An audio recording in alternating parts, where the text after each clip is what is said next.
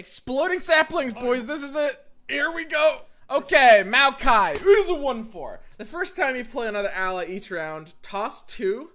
Toss 2. What the fuck? And summon a sapling. When your units have died or your cards have been tossed 25 times. What?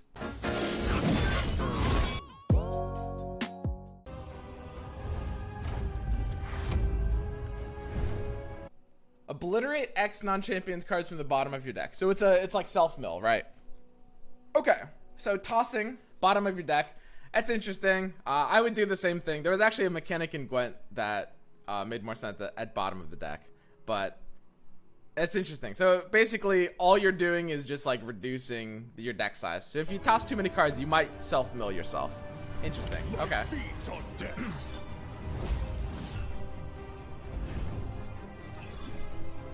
So aren't they literally just copying Dredge? It's like the flavor too. The Isles will bloom again.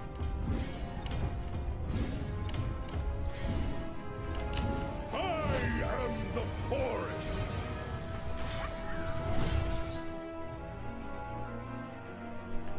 When I level up, obliterate the enemy deck, leaving 4 non-champions. Oh, now that's fucking interesting. Okay, so Maokai is basically a mill deck. He mills yourself. So for those of you guys who might not know, when you try to draw when your deck has 0 cards in it, you lose the game. So what that means is basically playing Maokai means you are discarding your deck very aggressively. And when your deck gets really low, you need to have tossed 25 times. When your deck gets like low to 10 cards, he levels up and sets your opponent's deck to 4 cards. And then you win in 4 turns. Because they will have 4 more actions and then they will basically lose the game. And on top of that, any draw cards that they might have are going to be devalued. Moakai? Yeah, Moakai indeed. Wow, that's very interesting. I will say, I don't mind this form of milling. It's like a stall mill win condition. This is not normal degenerate mill. I cannot be broken. This is very interesting. I like this. I like this.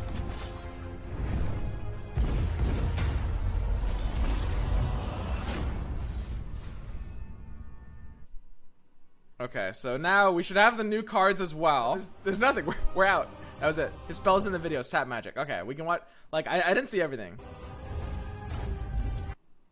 So this is when I'm summoned, toss 3. So basically, it is a 3/3/2 that mills 3 from the bottom of your deck when he's summoned. So basically, this toss mechanic affects the game in no way, effectively.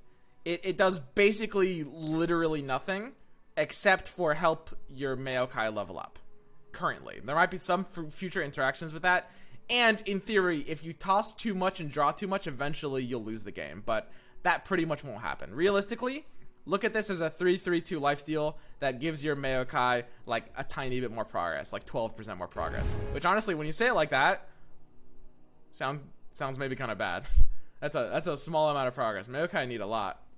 And I will say, Maokai not only levels on toss, but he levels on death as well. Died or toss. So you can level Maokai without tossing cards. You can play him kind of like a, you know, they who endure. So it's just like you have 25 units die, and instead of playing a 26/26 overwhelm, yeah, okay, it's sounding bad the worse I say it. Okay, sapling. So saplings, as we can clearly see, is a 1/2/1 challenger. Wow, wow, that's actually crazy. Holy shit, that is actually insane. A 1/2/1 ephemeral challenger. This is much better than I thought it would be. 1/2/1 ephemeral challenger.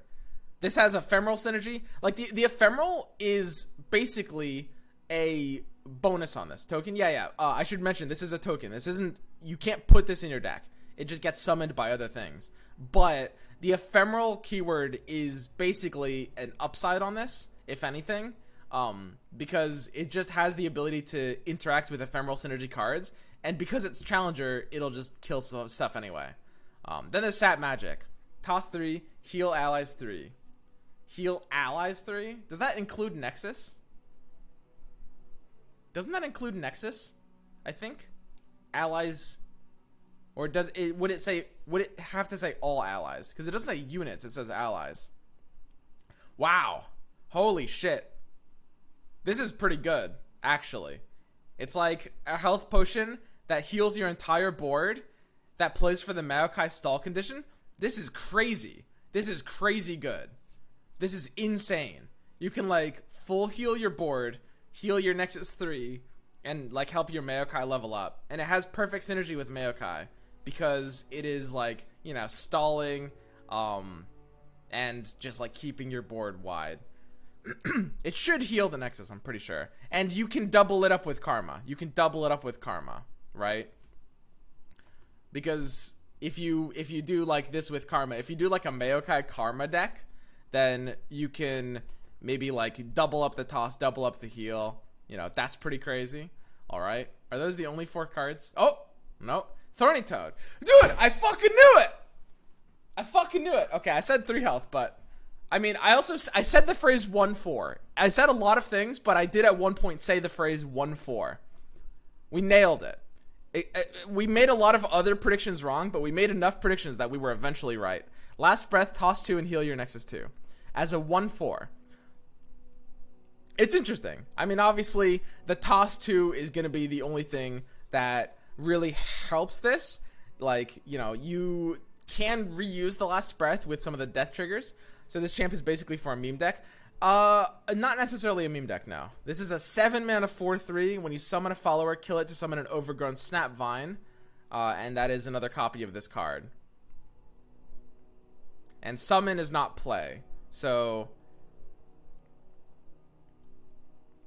that's interesting. So basically what that would mean is you play this on turn 7, and that next turn you play a hapless aristocrat. It'll die and summon an overgrown SNAPVINE, and then the spider that it summons will then right away die and summon another SNAPVINE, right? This is kind of a hilarious card. Yeah, like Crawling Sensation. It's a hilarious card, and you are triggering more deaths. As a 7-mana card that can die to anything that deals 3, I think that this is probably a meme card. Does it just endlessly kill the Undying? No, because the Undying, well, every turn, yes. But the Undying only comes back once per turn. Yeah, pranks the trigger.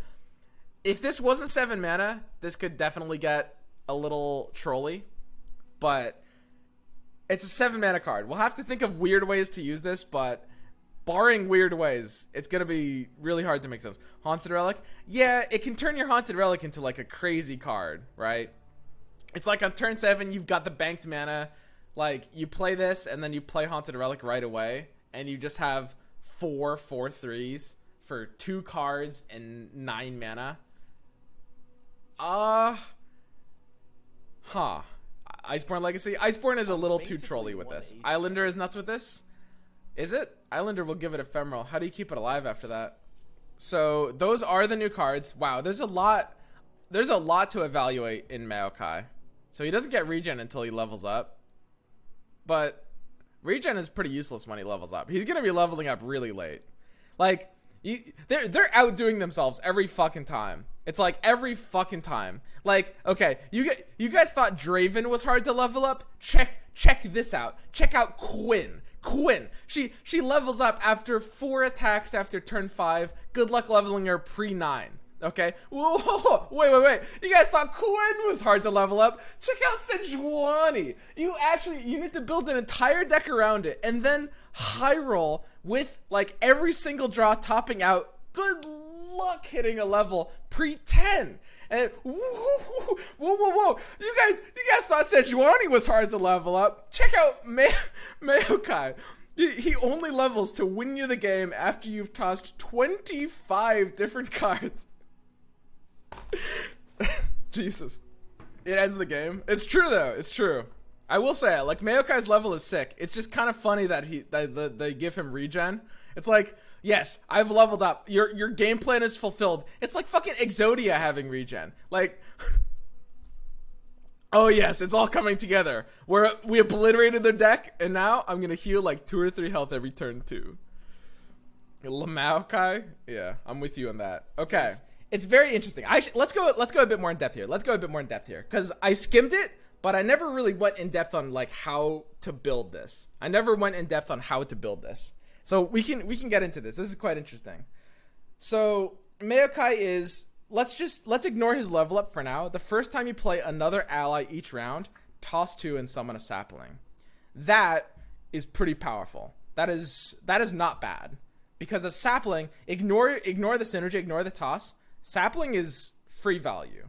You are getting a 1/1 ephemeral challenger that has blocking potential when they are on the attack, has defensive potential when he is the one defending. Or sorry, no, I said the same thing twice. Has attacking potential because of course the ephemeral nature of this doesn't really matter that much. What is toss? Toss is self-mill. Toss means that you obliterate the bottom X cards from your deck. And this has to do with Maokai's level up, because when a certain number of units have died or been obliterated in that way, then they'll be fine.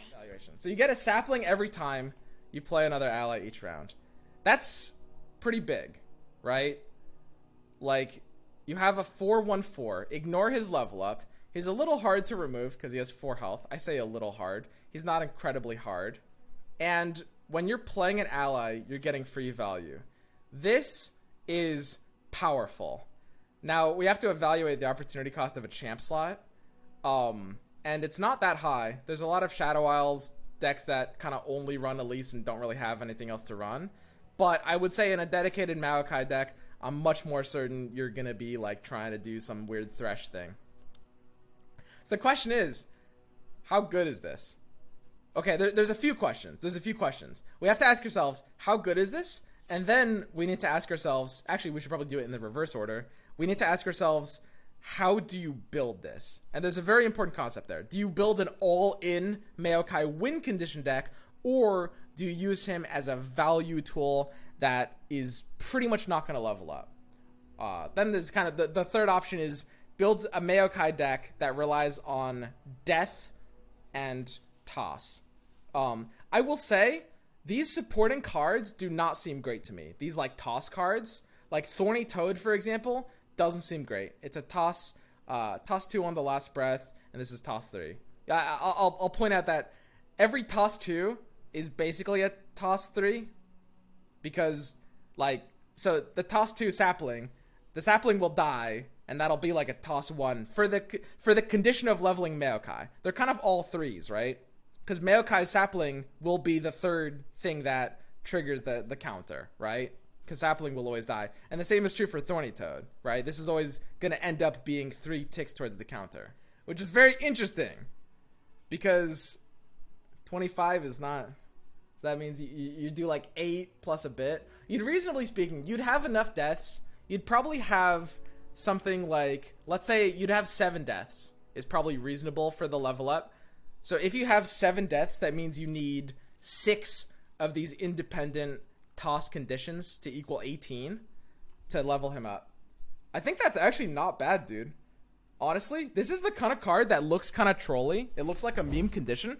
I think this is like valued in. I think this looks good. A 4/1/4. Like, look at what he gets removed to. What's the punish? There's one big punish in the entire game, and that's like single combat. And that's because single combat, let's be honest, is kind of fucking crazy. But like, even if this gets thermo beamed, that's not that bad. There's a lot of spots where your opponent would have to sink extra mana into a thermo beam. So thermo beams like even or trade up. You can say champion slot is slightly valued, but not that much in Shadow Isles, not that much. Killing Strike does counter it, but Killing Strike is a pretty weak card that I expect to see very little play in almost every meta. Ezreal decks have slotted it in as a one-of sometimes, but even then, that's not really like a high-level counter. Will, it's a 4-mana card, and it doesn't get reset on its level up when it gets willed. This is a great stat line and mana cost for this effect. Amazing. Single combat is basically the one thing that can reliably trade up to this card. Reliably. That's basically it. Like, there's almost nothing else. Reckoning, I will say, if my prediction of like Yeti meme could like Yeti could actually get a bit better, then we might see some more Reckoning. But That's like, again, really, really fringe. Maokai just looks like a solid card. Like, even when you ignore the level up, basically every single round it will be summoning a sapling, right?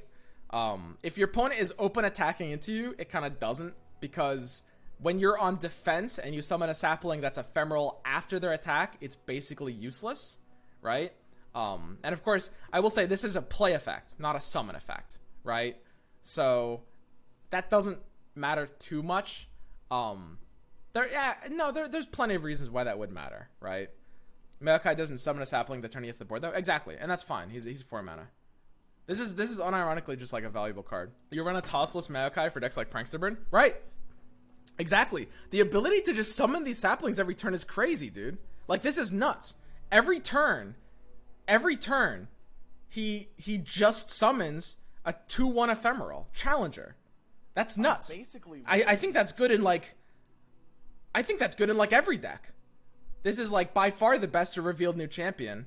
Quinn was all right. Sejuani was all right. Maokai looks really good. You can build him in so many different ways. He hits ephemeral decks because of the sapling ephemeral synergy. Imagine this with like a Soul Shepherd. You'd slap Maokai in that deck. He has a build around concept. He has multiple because you can build around him with like full toss or maybe just like death triggers. Like, let's say you're running a Vehu Endure deck. It's probably maybe it's not worth it in like Vehu Endure. I'd probably run it. I'd probably run it. Like, you're getting the sapling value. It's just like it's helping control the board. It's just a value play.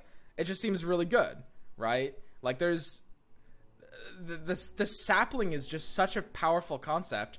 It just seems like it's good in basically every deck. You could run out of cards. So I will say that's one of the things about Maokai, which is the idea of, okay, are you ever in danger of running out of cards? I will say I'm pretty sure the answer is no. That's almost never going to happen. So one of the downsides of toss is that if you toss too aggressively, you will have a 0-card deck and you will deck yourself. And when you have a 0-card deck in Runeterra and you try to draw, you lose. That's the whole point of his win condition on the opponent. But you can do it to yourself accidentally. How often is that going to happen? Not really. Most games are ending, even like late games that go on late are ending with 20 cards left in the deck. So you'd have to toss like 25 in an average case basis. Maokai is going to be leveling up when you toss about 18 to 20 because deaths also trigger him, which means that unless you don't have Maokai, even if the game is going super, super late, unless you don't have Maokai, your opponent will die before you do, right? Your opponent will deck out before you do, almost no matter what. Almost no matter what. Sat Magic doesn't heal Nexus, by the way. Really? That's surprising. Was that confirmed? Because I thought like heal all allies would include Nexus, but maybe it's just like a phrasing thing. Okay. Saplings are just a powerful concept, exactly the same as Valor. Yeah, but Maokai summons them every turn, and he has like a 4 protectable body. I will say the 4 mana cost on this is really, really important. Like, we can compare Maokai to Quinn. Let's go ahead and do that because this is part of the evaluation of this card. Let's look at Quinn. So I guess it would be a bit easier for me to pull this up here. But I'll explain like part of the reason why Maokai is so nuts and why Quinn is so butts, even though they do kind of sort of similar things with Valor. So let's look at Quinn. So Quinn summons a 2/1 challenger. It's got Scout instead of Ephemeral, which, hey, that's technically even better, although it often won't end up making too big of a difference. Quinn comes out on turn 5, which is kind of the biggest deal. Turn 5, and she costs a champ slot, which is like look at the different regions are so different. In Demacia, a champ slot is very valuable. Like, you want the champ slot, right? You'd have to give up either Garen or Fiora or whatever the second thing is. You don't want to have to give up a champ slot, right? Now, you might say Badger Bear might replace the Fiora slot, so you could see running like 1 or 2 champ slots. That's fine. But more importantly, the 5 mana slot in Demacia is like the most contested thing there ever is. Garen and Swiftwing Lancer are nuts cards.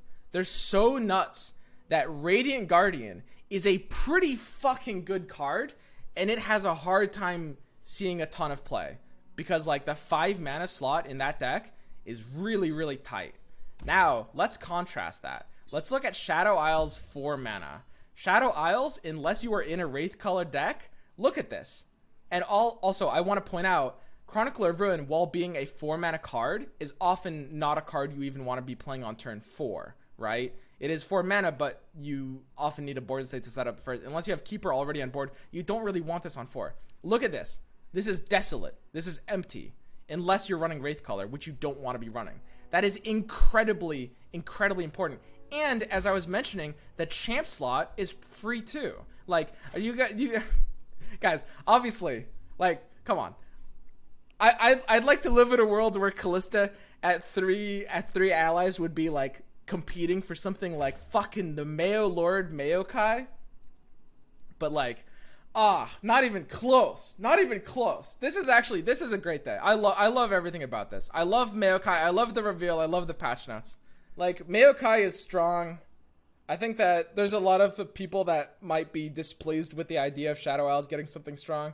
To be honest, I think that Shadow Isles is like, has been kind of weak for, well, I don't know if I'd say the word weak, but they certainly haven't been oppressive for like months now. And it's not like other regions. After post-update, everything's getting strong stuff. So, like, even though I wasn't really big on some of the other champions in terms of their competitive viability, Demacia and Freljord got insane cards too. Fury of the North, this is an insane card. Ember Maiden, insane card, right? So yeah, Maokai is pretty insane. It's kind of flipped. If anything, his followers are not necessarily good. So you look at Dead Bloom Wanderer, right? I think what I would say is kind of like, my initial impression is based on the timing of this all. I would say Maokai does not want to be run in an all-in Maokai conditioned deck. I'm thinking. Would make the most sense.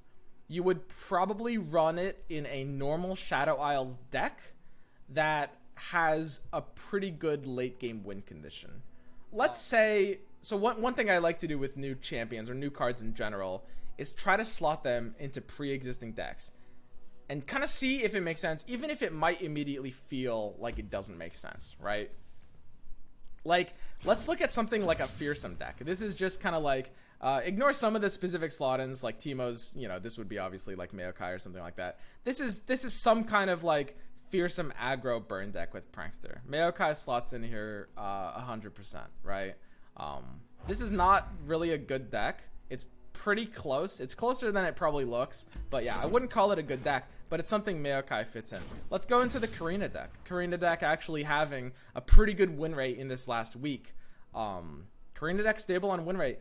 It's definitely possible this deck might stick around. Could you run Maokai in this deck? We're free on the extra champ slot. We don't play a lot of units. I want to make that distinction very, very, very clear. Maokai, with his ability, he only summons Sapling the first time you play a unit every round. The important difference here is that what that means is you have to play it from hand. So if you play Brood Awakening, he's not going to summon a Sapling.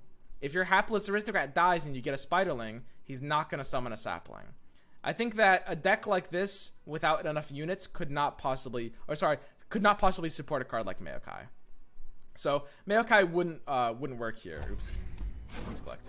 So then let's check out something like Spooky Karma or Spider Karma. Actually, you know what? Fuck it. Let's check out Aggro Spiders. Aggro Spiders. Would Maokai fit in here? And I think the answer is an easy no, especially with the Draven buff. It's got to be a lock in here. By the way, I want to point out, side note, Draven's insane in this deck. He was good in this deck even before he got buffed. This is one of the highest win rate decks in Masters in the meta right now. Draven buff is insane, dude. I think Draven is crazy. I think Draven is a crazy, crazy, crazy card. I think he was crazy underrated before this change, and I think he's crazy nuts after this change. But that's a story for another time.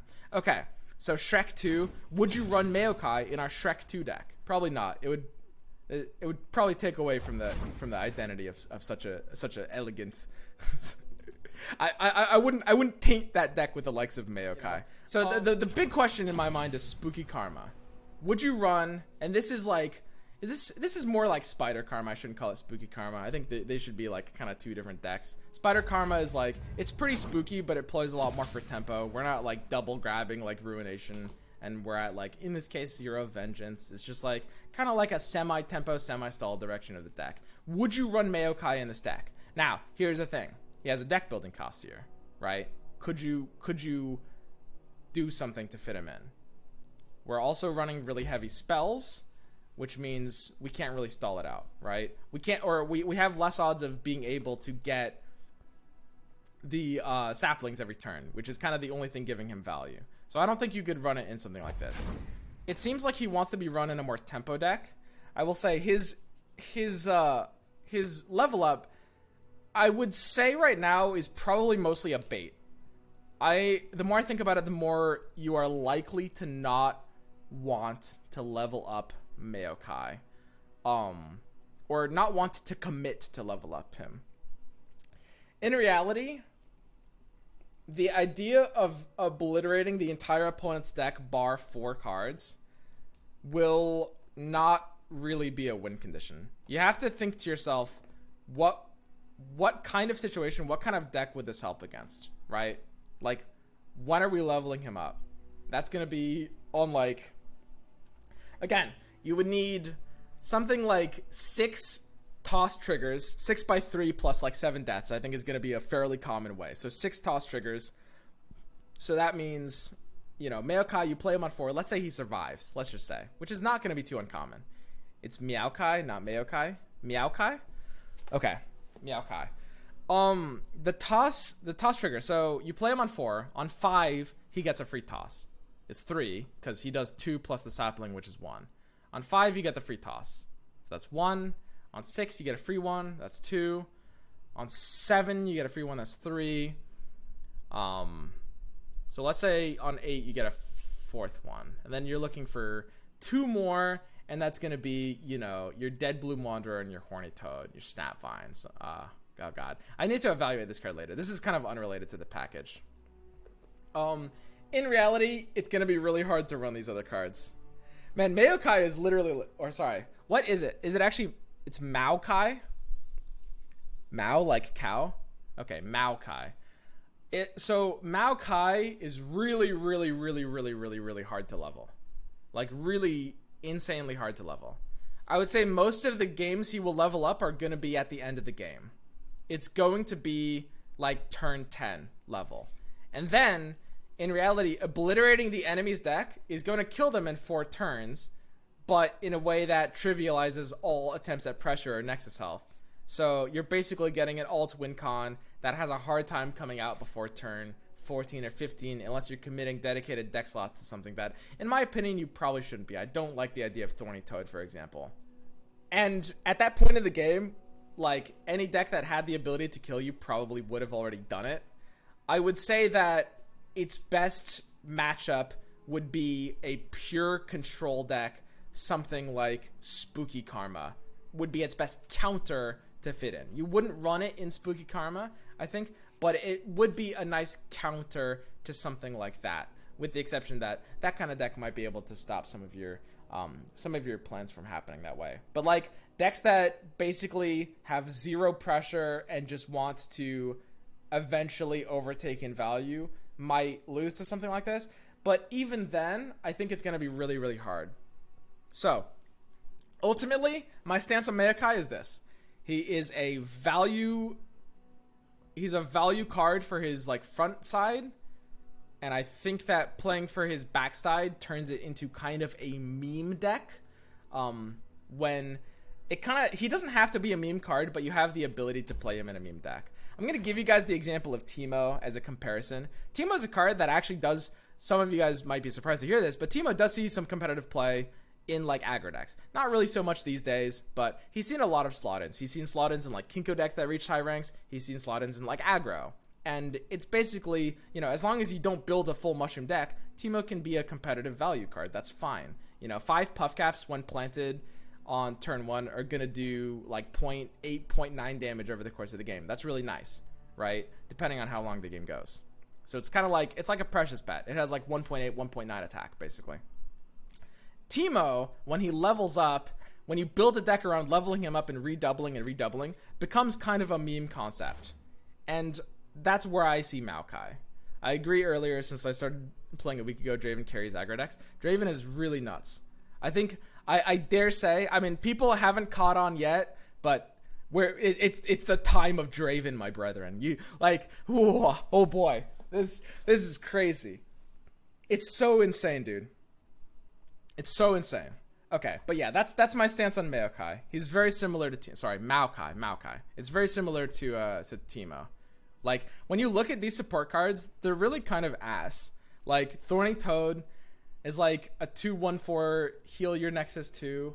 I don't know. I think that it's possible I'm underrating this card. Like, healing your Nexus is definitely nice. You know, there's always like kind of the health potions of the world are really nice. You know, it does have kind of like a good blocker stat line. I will say this card into aggro, like if you are playing an aggro deck, this is probably like the second last card you want to see after Withering Wail, which is kind of crazy to think about. It's kind of crazy to think about. Like, if I'm playing an aggro deck, and if I'm playing, my 1-drop on 1, my 2-drop on 2, like, I'll play 1-drop into Elise, and then my opponent Thorny Toads me on 2, that's nasty. If my 1-drop was like a Saboteur, I guess Pet and Rearguard wouldn't care that much, but I guess Saboteur is just kind of a shit card, honestly. I don't know. I'm just saying, like, if they have like an aggro start like Grenadier or Saboteur, this will eat 2 units and then heal the Nexus for 2, and that is insane. So maybe I am a bit underestimating this card, but it feels like if this was in PMZ or Ionia, Karma Ezreal would have a field day with a card like this. They would love it. But Shadow Isles has a ton of healing. They have like some decent early drops. It feels like it's harder to hit those decks, but of course it does have the Maokai synergy. Maokai? Okay. Dead Bloom Wanderer. It's got Lifesteal.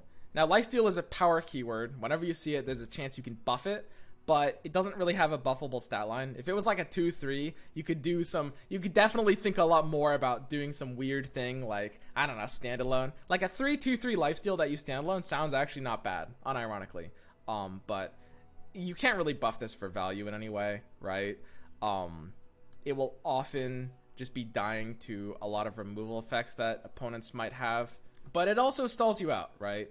Which is something that it's true that I can't say of Teemo, which is that when the thing about Teemo is that he is a slow play card. His concept is based on the idea of time. You just want to basically make the game happen over time, but in reality, all of his support cards are basically geared towards accelerating the game, which is super anti-synergistic with Teemo, which, by the way, I don't think is bad design, but it makes Teemo look a lot more viable than he really is in this condition, right? Like, Chump Wump has an aggressive stat line these days, and it just summons Puff Clouds. These cards don't keep you alive. Puff Cap can't even really block without sacrificing its ability. Like, these are the opposite of what Teemo wants. And I will say, at the very least, Maokai's support cards do stall out the game. Like, they do heal you, all 3 of them: Thorny Toad, Dead Bloom Wanderer, and Sap Magic. Alico, can you confirm whether Sap Magic heals Nexus or not? Because I think it does, but I mean, depending on your interpretation of heal allies 3, it might not. He said it doesn't? Oh, if Alico said it didn't, okay, then he's right. Okay, so confirmation: Sap Magic does not heal Nexus. That's kind of interesting. I wonder how viable this is going to end up being. And here's an interesting question. Now, there's a fascinating mechanic, which is the idea of... I did hear somewhere that the way that poison puff caps work is that they are not attached to specific cards, per se. So it's impossible to discard a card or obliterate a card that has a puff cap attached to it. Which means you will see memers try a Maokai Teemo deck where you flip the Maokai and basically kill them that turn. Instead of waiting for 4 turns, if it works that way, you can basically force them to draw a shit ton of mushrooms the first turn you flip Maokai, which is really hilarious if it works like that. I'm not 100%, that's what I heard. That would be funny. In reality, probably almost certainly not good. Like, you probably don't really want that. Some people are saying it doesn't work that way. Okay. Well, we don't have confirmation, so we can't say for sure. Yusu's saying he doubts it. Okay. It seems unlikely. Maybe I have some bad intel. But anyway. So Maokai, final assessment. He seems at his best as like a value mid-range tool. He seems really, really, really good in that role. The idea of a 4/1/4 that every time you play a card summons a 2/1 challenger is, to me, insane. Chat, I'm double checking on Teemo Shroom's toss. Alright. Alico is double checking on Teemo Shroom's toss. We're gonna have Riot confirmation in a little bit. Yeah, you just run this as a value tool, basically. It's like you play this in any normal Shadow Owls deck. It's your proactive 4-drop. Every single round, you get a sapling. Your opponent is going to be pressured to take open attacks, basically. I will say, one really important thing about Maokai, while we're talking about it, is that it does significantly devalue further in his style of decks. I would say it significantly devalues a card that is being nerfed right now, which is Frenzied Skitterer, which is going down to 2 health in this next update, even though the new cards won't be for a couple of weeks. And that is because Maokai will already immediately be putting pressure on the opponent to open attack, which is very redundant with how Skitterer works. This card is so crazy, dude. They basically have to open attack, man. They have to open attack. Every time they don't open attack, when they develop a unit and you play a card and get a free 2-attack blocker that's good for nothing else, it's absolutely insane. So between this card's existence and the Skitterer nerf, I think it's actually possible that post-expansion, Skitterer might actually just start seeing cuts. We'll see. Did you realize Maokai tosses 2 when he summons a sapling? Yeah, of course. But I don't think you want to be leveling him up. So yeah, that's my final assessment of Maokai. Which brings me to the boy Overgrown Snapvine. Overgrown Snapvine. This card is 7 mana, and it is almost certainly a non-competitive card. Usually, almost always, this kind of card at 7 mana that has like a crazy upside but is killable, it's almost always not competitive. It almost always isn't. Almost always. But let's go ahead and evaluate this just for the hell of it. Let's see if there's any interesting combos. Now, with any card like this, you really want to be able to cheat it out early. Would be the biggest thing. One way of doing that is Oblivious Islander, right? He triggers a lot of deaths with... I mean, it has a lot of synergy with a lot of Shadow Isle stuff. It has synergy with weenies, it has synergy with deaths. But it's 7 mana, and it has 3 health. And Shadow Isles doesn't really have ways of keeping units alive, per se. What you could do is you could bank a Mist Call, play it on 7, bank 3, and then Mist Call if it dies, is one thing you could do. But in a lot of situations, it's hard to keep alive on top of that. It turns saplings into himself? Yes. Which is pretty funny. I guess one question is, if Maokai's already on the board, when you play Overgrown Snapvine, does it trigger on the sapling that Maokai summons on Snapvine's play? If I had to guess, I might say yes. If I had to guess. It does kind of seem like that's part of the idea here. Jury Rig, I don't think you'd want to combine it with PNZ. So if you have a Maokai on the board, it's kind of like 7 mana for 2 4/3s.